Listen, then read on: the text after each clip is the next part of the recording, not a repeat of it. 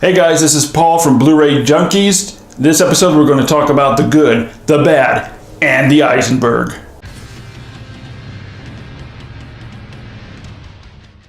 So last Tuesday, Batman vs. Superman, or as Zack Snyder likes to refer to it as Batman v Superman for some strange reason, started doing screenings and fan screenings.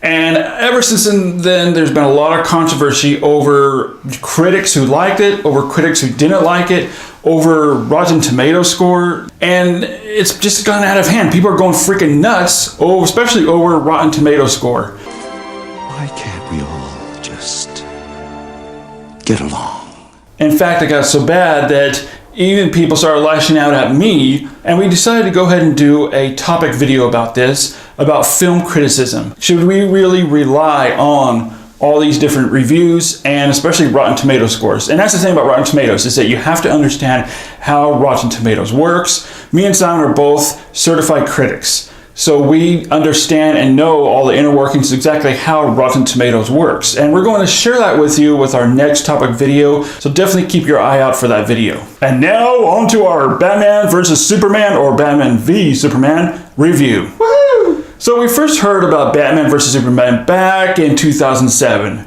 Do you all remember this from I Am Legend?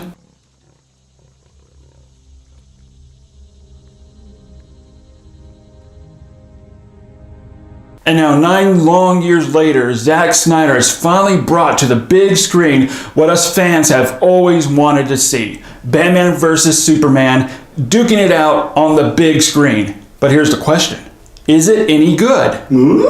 So the past couple days I've had people ask me, is this movie worth seeing in theater? Should I go see it? Well, my first reaction is yes. It is a very well done film for Snyder. But then when I switch out my hats and actually review the movie and think about the movie, in that respect, it's a total mess. But as a fan, I loved it. So that's why it's hard to really give a definite answer, a yes or a no. So now we're going to talk about the movie. First of all, Zack Snyder had a lot on his shoulders with this production. Not just pressure from fans, but also from the studio.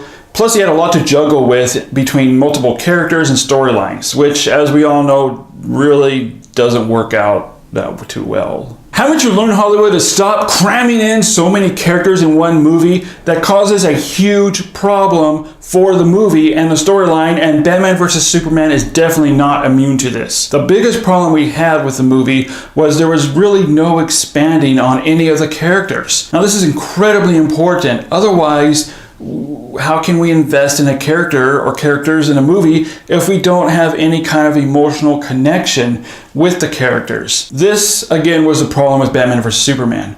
Now, Wonder Woman, I can understand why they didn't expand on her much, because she is having her own standalone movie. Actually, I think the biggest complaint we had was there was really no expansion on Batman or the Bruce Wayne character. Now, first of all, Ben Affleck was awesome in this role. Affleck definitely nailed it, and he's become our second favorite Batman next to Keaton. Bale, yeah, he was good. He was great. Ben Affleck completely nailed it, though. He completely balanced the difference between the two egos of Batman and Wayne. He is an older, broken man who's become a darker, more brutal Batman because he lost people he cared about, people he loved. Most notably, Robin. We all seen the trailer of Robin's suit with "ha ha, the joke's on you," but in the movie it didn't really go anywhere. Then again, they may be going and saving that for Suicide Squad or Justice League. They touched on this a little bit, that he lost people he cared about and that this is why he's this more brutal Batman, but it was rushed. And it didn't really clarify things. Batman does kill people in this movie, but there was never any explanation as to why.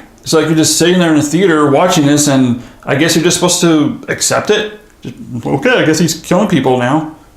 Nothing was very clear about why. And that's the biggest thing why Nolan's Dark Knight trilogy was so good, was because he held on to this moral code of not killing anyone. And we can connect with that and can identify with that constant struggle that he has within him. So with this Batman, we lost that impact, that emotional connection. It would have been cool as if maybe they expanded on it more, just a simple scene. Maybe Alfred talks to Batman and he's like, hey, you're going too far. And Batman has this emotional explanation that, he's in pain. he's in this very, very dark place, and that he's lost. And because of that, he has completely changed, or just completely thrown out his moral code. And that would have given us as an audience that kind of connection that, okay, you know, I can accept this. This is why he's crossing that line. And now comes the part of the editing. The editing in this movie is pretty much a mess sometimes. Scenes felt very rushed, and when we would start getting invested in a particular scene or character, that scene would just be cut off, and we would go into a completely different scene that had nothing to do with the previous scene. There was some other editing problems between Lex Luthor creating Doomsday. It was like they put this scene here when they should have put it there, and put this scene there when they should have put it there. The pacing and the balance of the editing of the scenes just seemed really off. I think a lot of the problems with the editing and the pacing will be solved with this 3-hour director's cut, because I've actually heard interviews of Zack Snyder saying, well, here, listen for yourself. Do you consider that the director's cut, an extended cut? We call it the ultimate cut. There was some sort of like interstitial stuff that surrounds the story that kind of finishes some of the ideas. There's storylines in there that get fleshed out by the longer version. I hope. The actors we really didn't have a problem with. Again, Affleck completely nailed it. Henry Cavill, he's a good Superman. We don't really have a problem with that. Gadot. She was an excellent Wonder Woman, perfect as Wonder Woman. Jeremy Irons was an awesome Alfred. He played it perfectly. Eisenberg. Stop talking over me. Amy Adams, she did good as Lois Lane. I do like her as Lois Lane, but in this movie, they kind of really used her as a damsel in distress and as a ploy to try to further along the plot between Batman versus Superman. I wish they would have given her a more beefed up role in the movie. Now here comes the part about Jesse Eisenberg. When Jesse Eisenberg was announced as playing Lex Luthor, me and I both thought, what are you, stupid? Why are you casting him as Lex Luthor? He doesn't even match the part. And our feelings was right. Every time we saw this guy on screen, we just wanted to punch him in the face. He was playing this, I guess, OCD, ADD type character, or Lex Luthor, which I guess they were trying to monetize Lex by having these problems. He had all these little vocal and facial tics and quirks, like kind of thing.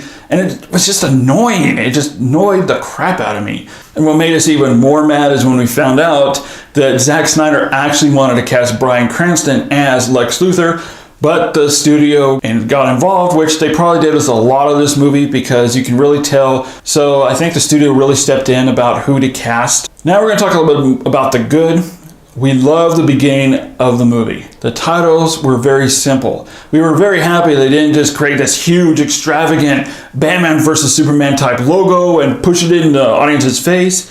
Instead, it was a very simple, overlaid titles with music and glimpses of Batman's origins. We all know how Bruce Wayne became Batman, so we didn't need to rehash his origins again, and Zack Snyder knew this, and it was perfect. We also liked how the first half of the movie, it was really well done, and Snyder chose to take it more in a political thriller type way between the government and Superman. Now, some people, especially young people, may think that this first half of the movie is really boring, but we really liked it. It was really well done. And also they asked the question, is Superman really needed? Which is actually a really excellent question. Now let's get into the reason why we all went to see this movie in the first place, and that is the ultimate showdown between Batman and Superman. It was awesome. The fight scenes just blew us away. Zack Snyder proves once again that what he does best is visuals and action sequences, which are absolutely phenomenal. He did the same thing with 300 and Watchmen, and he does it again with images from Frank Miller's Dark Knight Returns comic. And they really look basically identical to what you see in the comic versus what you see on screen. Way to go, Snyder! Woohoo! Woo!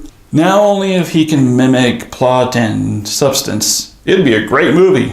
Another big problem that I'm sure a lot of you have already heard about, and this really isn't a spoiler because we all know about it from the trailers, but that is containing an email that was sent to Wonder Woman that contained footage making cameos of the Flash, Aquaman, and Cyborg. The Flash actually had 2 different cameo sequences. The first one was actually really well done. And if you know anything about the Flash Time Paradox storyline, then you know exactly what I'm talking about. Very well done, and it was very needed, and really does move into the sequels. However, the Flash's second cameo scene, I didn't really care for. It wasn't that great. Aquaman's cameo scene was actually really silly. We actually started laughing when we saw it. It felt so cheaply done and so on the spot that it was like the studio said, hey, we need to put Aquaman in this movie. Here's a camera. Here's a swimming pool. Go in there and film 5 minutes. That's really what it felt like. It just felt so rushed, and you felt like, what was the point of all that? Really felt like it was supposed to be a post-credit sequence. In fact, Zack Snyder, before this was released, said that there is going to be a post-credit sequence, and now there's not. So there's only one conclusion we come to, is that the studio interfered once again, told them, you know what, we want to put this post-credit sequence and put it here in the movie, and you need to jam it in the movie, squeeze it in there, and I don't care how crappy it looks or how dumb it is or illogical it is, just put it in there and put it in there. The fight between Doomsday, Batman, Superman, and Wonder Woman was actually pretty cool. Some of the CGI though wasn't really up to par. It didn't really hold up. Some of it did. You quickly forgive about all these issues and all these problems and the messy editing and kind of this mess of a movie, because again, it was so much fun to see. It's definitely well worth seeing, especially if you're a comic book superhero fan. It's worth seeing, especially in a big screen format such as IMAX or Cinemark XD. It'll completely blow your socks off. I know, did mine. We're giving Batman vs. Superman a 3.5 out of 5. Again, it was a fantastic action-packed movie, but it had a lot of issues with it. If you don't go in focusing on the negative and look at it from the positive side, it's worth seeing. Again, it was also announced that the director's cut with 30 minutes extra footage is going to be released on Blu-ray July 16th. This is definitely a purchase-worthy Blu-ray, purchase-worthy movie. All right, guys, so that's it. That's our review. Leave your comments. I want to know what you thought about Batman vs. Superman. Did you like it? Did you not like it? There's no hate here. Again, guys, thank you so much for watching this review, for watching our channel. For those who subscribed, thank you so much for subscribing and supporting our channel. If you haven't subscribed, what are you waiting for? We got a lot more videos coming up. You know, it's just the beginning of 2016. Again, guys, thank you so much for watching. Subscribe to my channel. Leave your comments. Like this video, and we'll see you in the future.